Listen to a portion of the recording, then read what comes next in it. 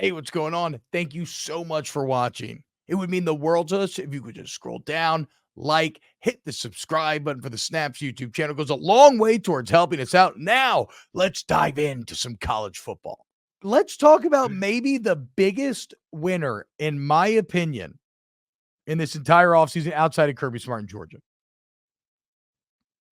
I think Ohio State's looking pretty damn good, dude. I'm starting to come around. When we redo our Snaps top 10, Ohio State is going to be climbing in my rankings. I mean, Quinshon Judkins is nice, but even nicer, they're retaining all of their talent. Yeah. They're paying all their guys to come back. Besides Marvin Harrison Jr., I mean, they're getting everyone back. Yes. That defense. Again, the defense may be one of the best defense in the country. That's the thing. And a cruel twist of fate, poor Ohio State fans, the one year they have the championship defense is the one year they don't have a quarterback that throws 40 to 50 touchdowns. Now, even if I don't believe in Will Howard myself, like I said, I believe, I can understand that Ryan Day arguably deserves the benefit of the doubt with creating that elite quarterback play. And if he can get Will Howard to be the guy, well, I mean, you're probably only taking Georgia over them preseason. Like if I give you the answer that Will Howard will throw 35 to 40 touchdowns, you probably think that Ohio State's the second best team in the entire country. They may be the best team in the country. Yeah. I mean, it will be hard to match because if you have that production from Will Howard with two of the best running backs in the country. I mean, you have two of the top 10 maybe two of the top 5 running backs in America on your roster. And you got receiver talent. And then if Will Howard does play that game where he's around 30 touchdowns, takes care of the football, I think you have the best team in America. I think they would have been the best team in America if they had a quarterback this year. So like if he does play like that, then yes, I think Ohio State is the best team in college football come next season.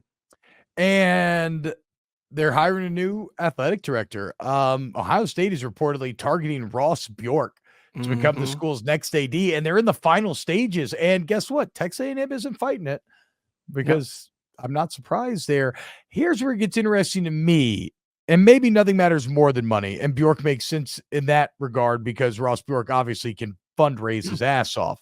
Yeah. But like Ross Bjork's resume is kind of shit. Like the Jimbo extension was a disaster. Especially the ridiculous buyout with which they're now paying Jimbo $76 million not to work, which again wasn't just an escalation of buyouts. It was a fucking nuclear jump forward. I mean, the second biggest buyout ever is like 20 million or something. And he's out here at 76. So awful there. The hiring process at A&M was clunky as fuck. He was going to hire Stoops. Apparently, I talked to Andy Staples again today. Apparently, Ross Bjork really was going to hire Mark Stoops. And the fan base said, you're an idiot. Don't even think about it. And he brought it to the board of directors, and they were like, are you fucking dumb? Yeah. Are you thick, boy? What do you think you're fucking doing, Ross? Get the shit out of here. Go find somebody else. And I think it worked out. Like, I think the directors are right. Yeah. He hired Matt Luke at Ole Miss. He had all the Hugh Freeze drama. Like, I don't know. Ross Bjork is touched by the gods because he has not had a lot of he hasn't had success in football, which is the main thing you're supposed to be good at this job. And the main especially thing at Ohio State. And he's I get why he's leaving. I get why he's leaving. Like I would leave A&M and go Ole Miss all day or Ohio State all day. Yes, no, what I'm saying is 100%. Ohio State is one of the most prestigious jobs in the country. Ohio State or D. Gene Smith's a legend. And you're going with Ross Bjork, a guy whose greatest thing is he can raise money? It's the name of the game, baby. The name of the game. And now, what if he gets to latch on and gets to claim a natty? Like Scott Wilbur did first year as well. Good feeling. 2024 Ohio State schedule. That all looks very winnable to me, dude. Is Ohio State the best team in the country? Maybe. It all hinges on Will Howard. Or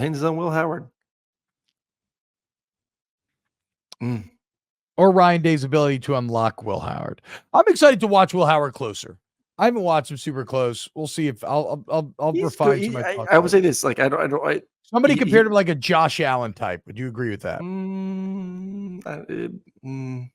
It's a big white guy.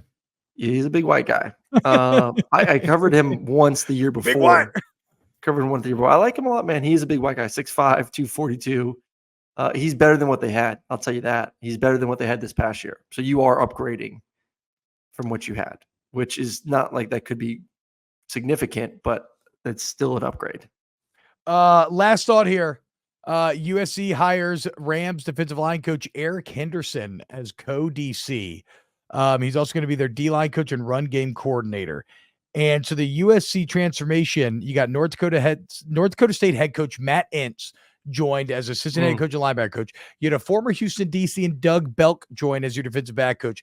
The DC is D'Anton Lynn from UCLA, who was very good last year. And the only reason I bring all this up, Aaron, I know you got to go in a minute, so we're going to get out of here, but is the fact that how interesting now is this LSU USC matchup in Vegas, or you have two teams whose defenses were fucking awful, who have now done multiple big name hires, try to rebuild those defenses. You had two teams whose offenses were awesome, but who just both lost their Heisman winners. And you have two coaches in Brian Kelly and Lincoln Riley who really, really, really need this win. So who's going to get that defensive transformation more correct? That's going to be fascinating.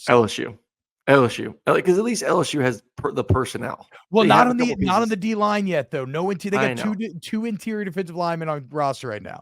But I feel you, Bear Alexander, leave USC and come to LSU. Dude. Come on, dude. What are you doing? Can't. Actually, you can. You can, bro. Everybody can. That's why all this talk of Deion can't leave Travis and Shedeur. Yeah, he can, because he doesn't have to leave him. They could come with him wherever he wanted to go. Deion to Michigan. Yes. From Harbaugh to Deion, there will in no way be a weird cultural butting of heads there at all. I think that'll go very smoothly. All right.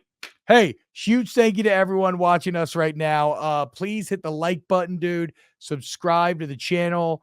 I believe Nightcap with Unkin Ocho's up to like almost 1 million subscribers. So we're right on the heels, boys. Come on, boys. We're right on the heels, guys. So if you could please sub to the channel, it's a massive help. And we love you. Thank you so much. A huge thank you to Pat Gunther, Ryan Brumley, Chris Tran, Danny Carnes, everybody else. As Pat points out, we're only 986,000 away. Like, it's not that far. You know what I really want? I've started a lot of YouTube channels in my various jobs, and they float around like 20 something K, but I feel like some of those other ones have kind of maxed out. I want, and I don't know how long this out, but I want 100K. I want to get that plaque. I want one of those. I watch so much fucking YouTube, and everybody's got the plaque, and I want one of them things. So thank you all so much for being a part of this journey, and please help us get there if you enjoy the show, obviously. So we love you. Thank you. And we'll see you tomorrow for a brand new episode of Snaps.